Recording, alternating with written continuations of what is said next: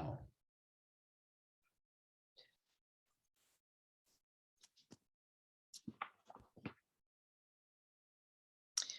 Good evening. My name is Margery Gans, and I'm a member of the board of the Writers' Room of Boston.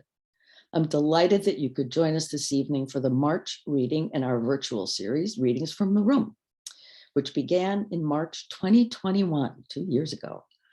For anyone new to us, the Writers' Room of Boston is a co-working space in downtown Boston for any and all writers, established and emerging, who want or need a quiet place to write. Because the room is open 24 hours a day, and it provides desks and silence and the quiet companionship of other writers. We have been serving writers of the greater Boston area since 1993. And during and since the pandemic, the room's been offering online resources, including this reading series, an online writing group with prompts and discussions. And in January of this year, we inaugurated a series of interviews with guests who are knowledgeable about getting your work published, agents, and guidance for online publishing as well. If you're curious at all or have any questions, please contact us and check out our Facebook and Instagram page at the Writers' Room of Boston. But do contact us at writersroomofboston.info. Sorry, that's not right, but I'll get it right in a minute.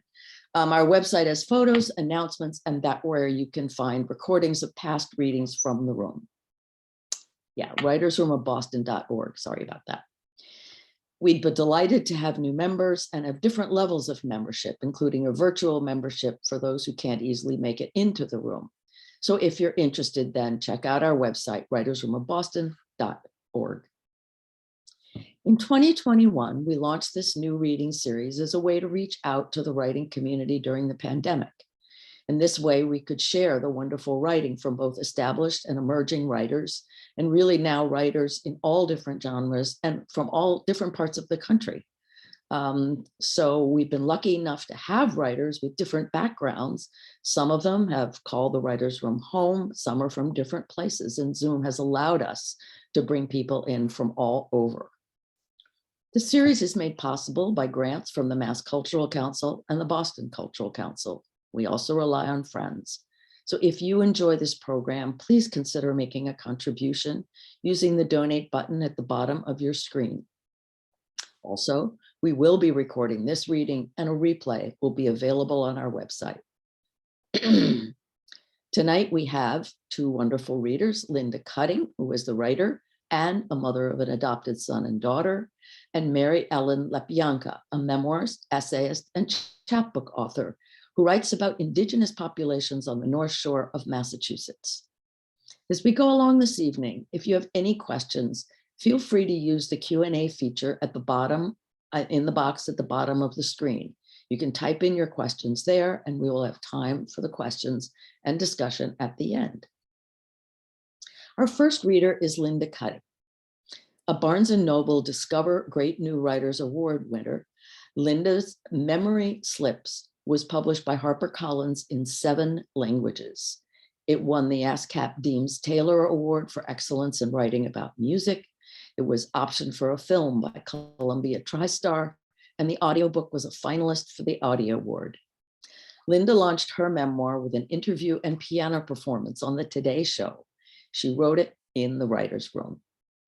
Linda has published in the New York Times Magazine, the London Guardian, the New Republic, Boston Globe, Think, NBC, Pangyris, Wired, Salamander Magazine, Lit Hub, WBUR's Cognoscenti, and the Beacon Book of Essays by Contemporary American Women.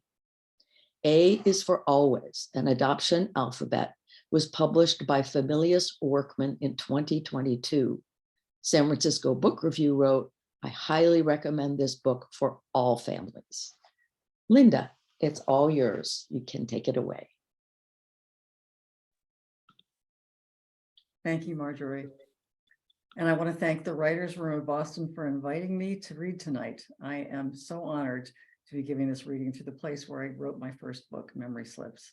I want to give a shout out to the writers I wrote with back then, Bill Landay, whom I'd like to congratulate on his newest novel, All That Is Mine I Carry With Me, Tahila Lieberman, Stephen McCauley, Sherry Collins, Joe Fox, Jennifer Barber, Nancy Cassell, and Gail Fensky, who I understand is still writing there. Tonight, I'll be reading an essay about the process of writing my first children's book, A is for Always, an adoption alphabet. And the title of my essay is Writing What Your Daughter Wants to Read. In the sci-fi movie After Yang, which is set sometime in the future, we meet a techno-sapien who is purchased as a sibling for Mika, adopted from China. One of my favorite scenes is when Mika tells Yang, whom she calls Guga for big brother, that kids on the playground asked her who her real parents were. Yang takes her to a forest and shows her grafted trees, then speaks of the ancient Chinese custom of creating delicious apples by grafting a branch from one tree to another. You are from two different family trees, he tells her. They are both real and both important. Excuse me. When my daughter Hannah was 7, she came home in tears from kids asking the same question, one I imagine every interracial adoptee who doesn't resemble her parents faces. I held her close, told her that we were her real parents and that her birth parents were too. It wasn't nearly as powerful as what Yang showed Mika in the film, but I knew it mattered to include both sets of parents as real. It's part of every adoptee's identity. The following weekend, Hannah marched down the hall holding up 2 adoption picture books, one belonging to her, the other to her brother Luke, and asked, "Why are these different?" "Well, you were adopted in China and Luke was adopted in the States." "Why isn't there a book on adoption that includes everyone from everywhere so no one feels left out?" Her question caught me off guard. I decided to create an alphabet book where A stood for always, the most reassuring word I could think of regarding a family created through adoption. I knew from the start that R would stand for real. As I came up with words for the remaining letters, both my son and daughter participated, throwing out lines like W is for watermelon. I knew then that some letters should convey ordinary things that resonate with all kids, adopted or not. And so decided that Z would stand for Z. All cozy in bed. You are so loved, let dreams fill your head. As an author, I was used to long-form writing, memoirs, novels, essays. This would be much more condensed, 26 letters with 2 rhyming lines for each. For my daughter, who was so hurt by the question, who are your real parents, I wrote, R is for real, a word to describe the family you have right here by your side. And for my son, who hated the school assignment of creating a family tree based on ancestry that he honestly didn't know, I wrote the letter O. O is for oak, a tree big and strong, for building a tree house where we all belong. Since every adopted child endures the loss of birth family, I intended my book to not only celebrate the joys of adoption, but to also frame its losses. One adult adoptee thanks me for writing an adoption children's book that wasn't all rainbows and unicorns, as he put it. Besides writing about both joys and losses, I had made sure to include questions that can make an adopted child feel different and sometimes angry. So the letter Q is for questions that you may want to shout. What's this adoption thing all about? It's crucial that adoptees know from an early age that it's okay to ask tough questions. My hope is that, having a loving parent read this book while nestling a little one will help their child feel comfortable with all of their feelings surrounding adoption: happy, sad, angry, ecstatic, or perplexed. My daughter, Hannah, is Chinese. Her brother, Luke, is white from the States. Our daughter's adoption into our all-white family has had its challenges for her, including racism. When Hannah was 6 and Luke was 10, we were walking near Fenway Park when an older white man staggered toward us in the parking lot. He stood directly in front of our then tiny daughter and yelled, "You one of them adopted Asians? Get out of here and go back to where you came from." I was furious and yelled back, "You get out of here. How dare you shout ugly racist slurs at my daughter?" Hannah was sobbing. Luke and I held her close to comfort her. While that may have been the most overt racism she's experienced, Hannah also feels her difference from us, her white family, in more subtle ways. Walking hand in hand, at times we'll get lingering looks from strangers. While the town where we live is 20% Asian, it's clear that our family is not. Although we do joke that our family is 25% Asian because of Hannah, her feelings are not a joke. Hannah's best friend's father is Chinese and her mother is Korean. Sometimes being with their all Asian family fills our daughter with longing. It doesn't matter how many strands of Chinese culture we weave into our family life. The plain fact is that while Hannah is Chinese, we are not. At times, she has also wished she was white like the rest of our family. A strange reversal of this difficulty came up for Luke. At age 10, he didn't understand why his sister was always asked about her adoption when he wasn't. In his case, looking more like my husband and me at times made him feel like his own adoption story was invisible. Because this was to be a picture book, I knew it was important to find an illustrator who really understood the text. Hannah had requested animals for illustrations, so any child could relate to it. I needed to find an artist who could render them with love and affection. My best friend of over 3 decades is also an adoptive mom. She and I have loved children's books since before either of us had kids. She's the one who introduced me to Leonie Little X. The moment I saw Leonie's beautifully detailed drawings of animals, I knew she was the right illustrator for this book. Leonie started the process with thumbnail sketches, which she taped to a wall to create a vision board.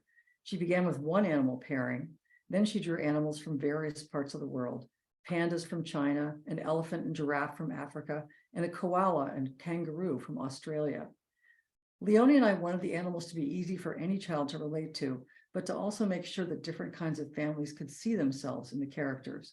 She drew animals with a variety of family constellations, same-sex parents, single parents, and families where some babies resemble their parents and others don't.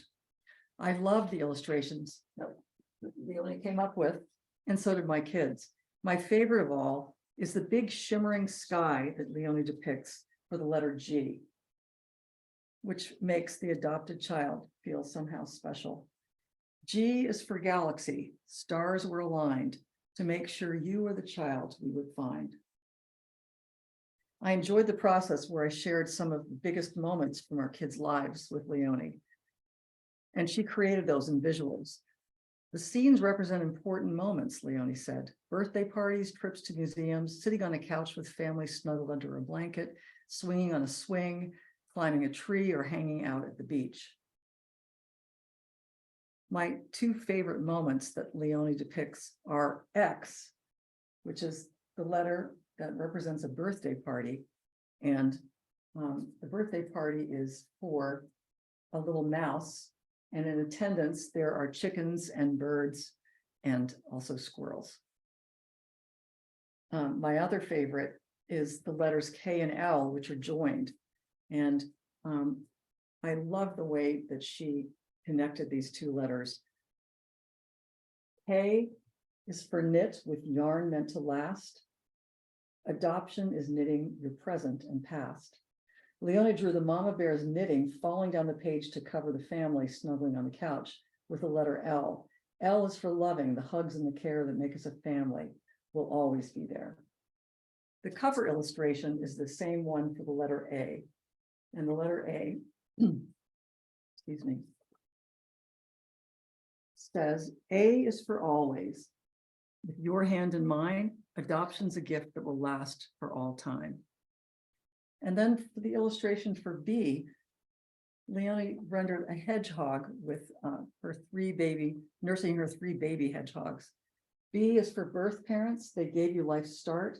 We'll always hold them close in our hearts.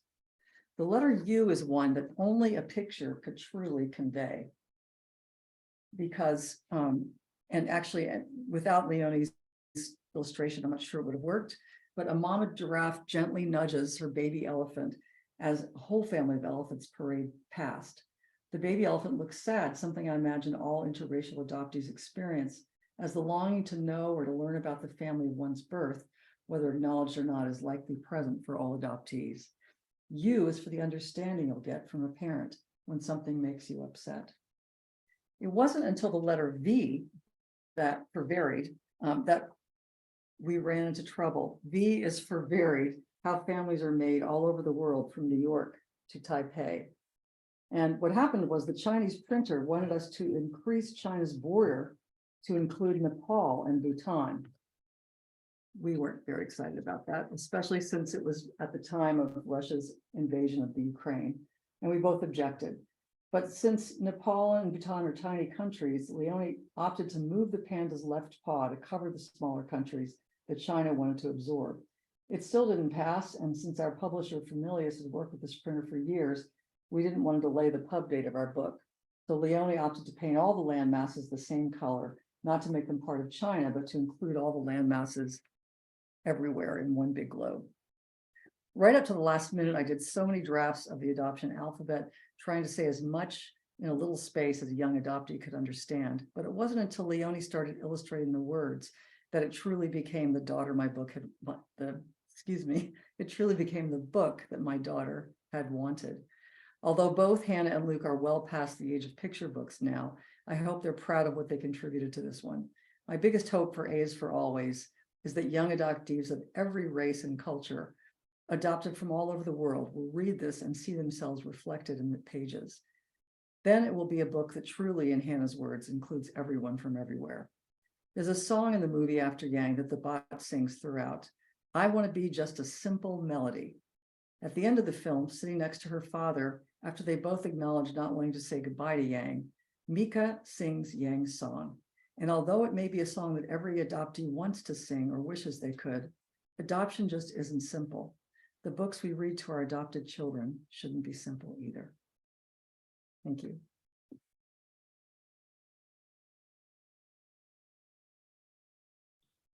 Oh, that's wonderful. Thank you. Thank you so much. We'll come back. There'll be questions. And now we'll move on to our next reader. Our next reader is Mary Ellen Lepionka. And she is from the North Shore. I'm sorry, we'll still have a little bit of cold, but bear with me here. Mary Ellen Lepionka is from Gloucester, and she's an independent scholar and writer. And she's researching the indigenous history of Essex County from the last ice age to around 1700 for a book on the subject. Some of the chapters have already been published on capeannhistory.org. Mary Ellen is a retired college instructor, textbook developer, author, and a publisher with a master's degree in anthropology from Boston University. Her book, Writing and Developing Your College Textbook, has been published in the 3rd edition and is an online course by the Text and Academic Authors Association. Articles and essays by Mary Ellen on local indigenous history appear in the bulletins of the Massachusetts Archaeological Society, the Journal of the New England Antiquities Research Association, historicipswich.org, enduringgloucester.com, and capeannslavery.org. Mary Ellen, please read for us. Thank you. I'm Mary Ellen, and I do expository writing. And as you just heard, I'm writing a history of Indigenous peoples in Essex County on Cape Ann in Massachusetts, where I live.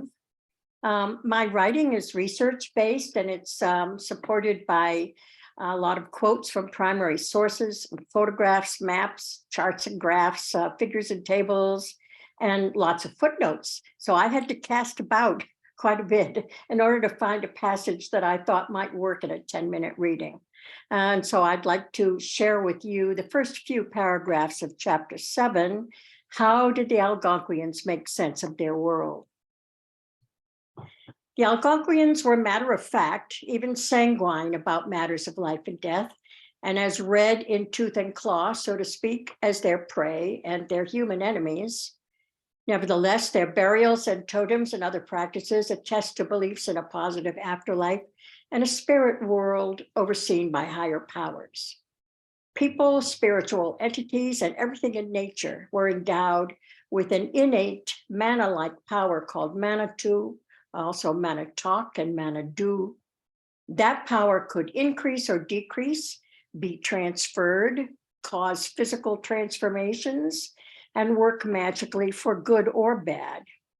Belief in Manitou shaped people's body images and relationships and identities, their relationships and behavior toward others, toward nature, and toward the land.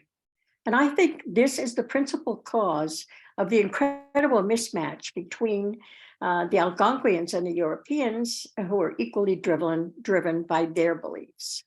Thus, I lay the ultimate mutual failure in cultural contact at the feet of religion, if such a metaphor can be entertained, and some other historians would agree with me. The earliest Indian wars, so to speak, against European missionaries and settlers were as much attacks on Christianity as efforts to keep their homelands. Algonquians believed in a three-part intersecting universe with an upper world or sky world, Earth or Turtle Island, created with mud by a diving beaver on the back of a turtle at the bidding of a great spirit, and a lower world or water world. According to ethnological and ethnohistorical accounts, the three worlds were inhabited by a variety of spiritual entities, godlike beings and demigods, the ancestors, demons, ghosts, the walking dead who had not yet been able to make their way to the sky world, take their place among the stars, and giants and elf and troll-like creatures called little people, Pakwaji and Abnaki, and the language spoken by the Algonquins of Cape Ann. Some of the giants were culture heroes such as Glooskap, who helped bring forth the animals and people, instructed them all in how to behave, outwitted spirits trying to throw nature out of balance, and taught people how to be resilient and adapt. The giant Hobomok, who broke the Great Beaver's ice dam, which flooded the valleys with water from the melting glacier from the last ice age. And the giant Witun, who caused fresh water to spring forth from the ridgetops to heal the valleys so that people and animals could live in there. Shamans invoked and channeled or repelled Manitou as needed, as they mediated between people and the spirit world. Shamanic practice included spiritual healing, ritual magic, and the practice of sorcery. While the aim of Puritan religion was redemption of the soul, the central theme of traditional Algonquian belief and expression was the attainment, conservation, and use of Manitou, your spiritual power.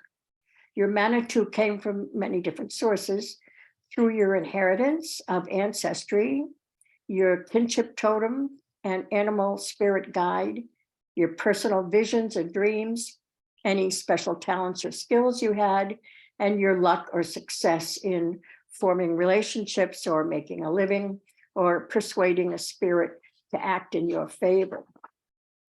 A spiritual power also came from touching sacred objects and being in sacred places. And pilgrimage was an Algonquian tradition.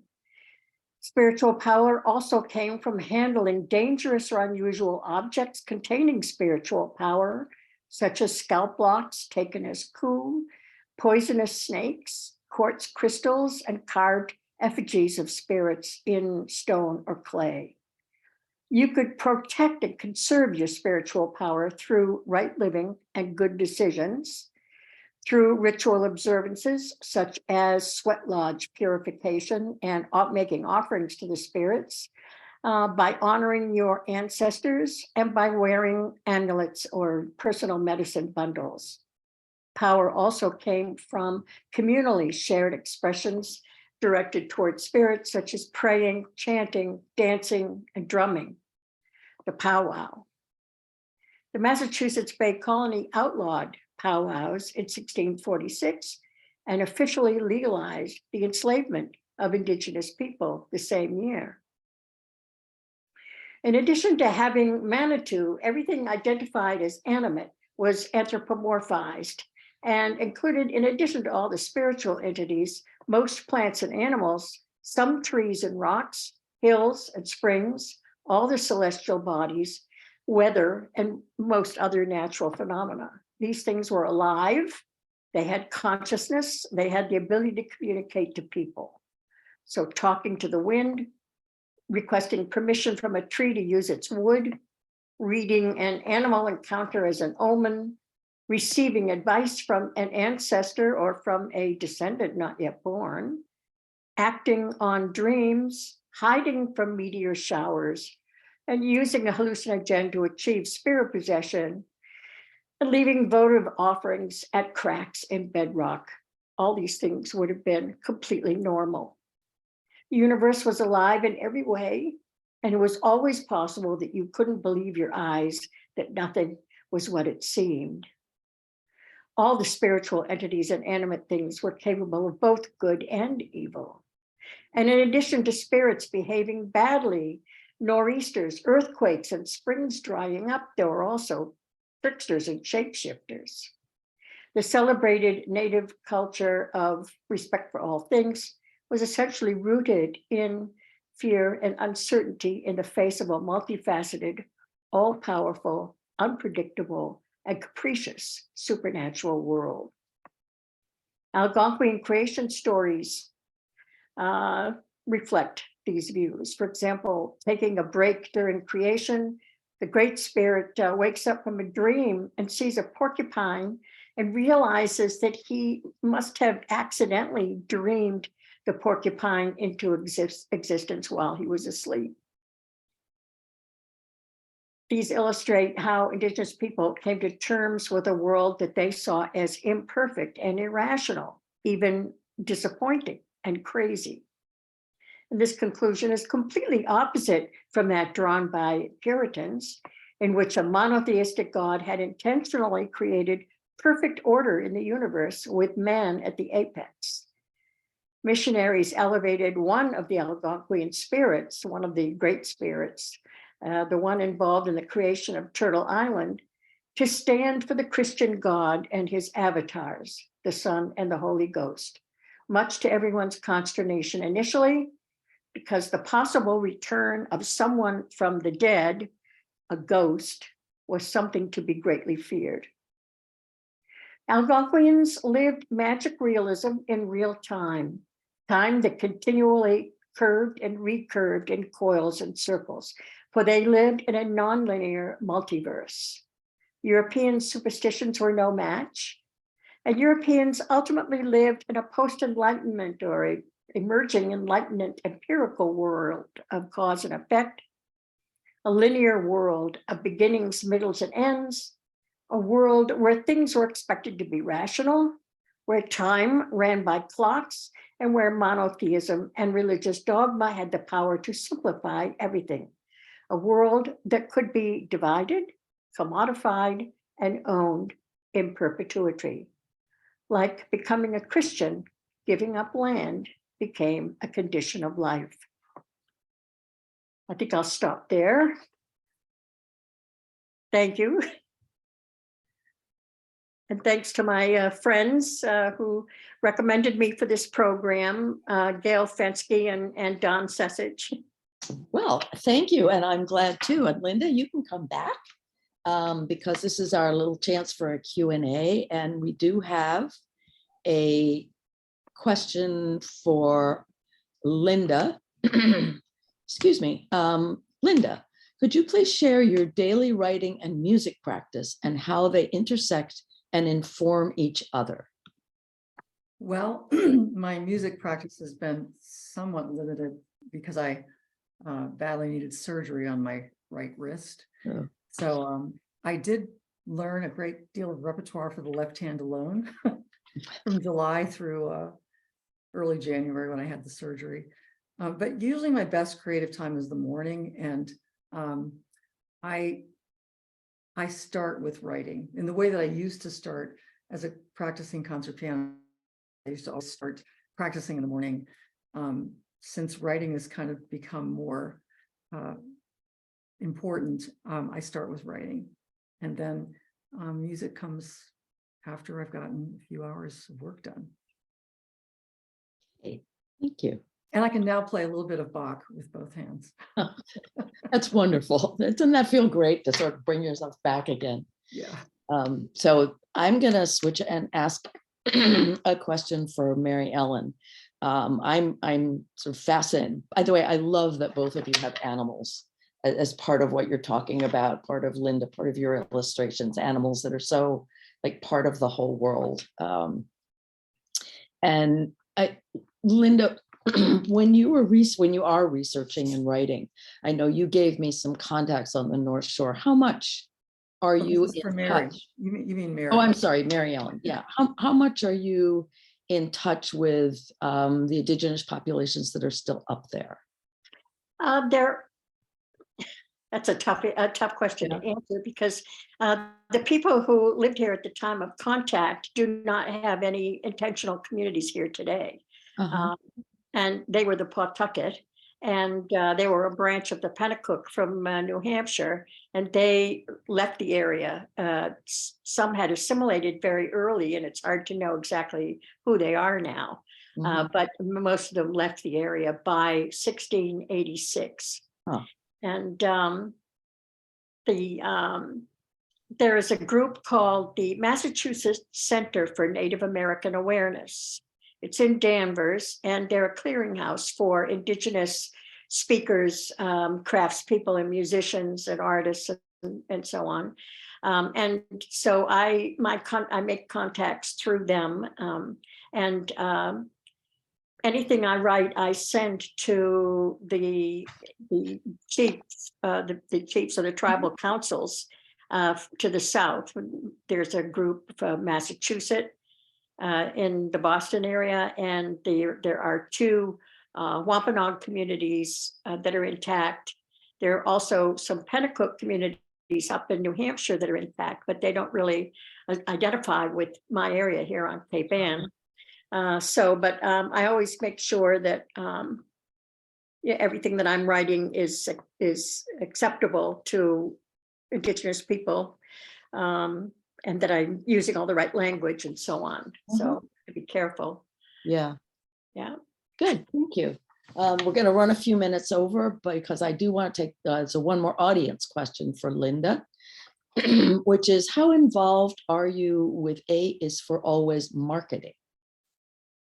Well, I'll tell you, between my last book, which came out at the end of the 90s and was published by HarperCollins, and this one, I've learned that the days of the publishers handling all your marketing for you are sort of gone. Even the big houses, they really do expect a lot of authors. And so I really dedicated a good 6 or 7 months last year to, I had author appearances all over, which were wonderful, podcasts, interviews, and I think it's a different animal. Publicizing your work is so different from writing it, because writing is such a kind of hermetic task. Yeah. And then you're out in the world, and you really want people to read what you've written, and it's a lot of hard work, but worthwhile. Yeah. Great, thank you.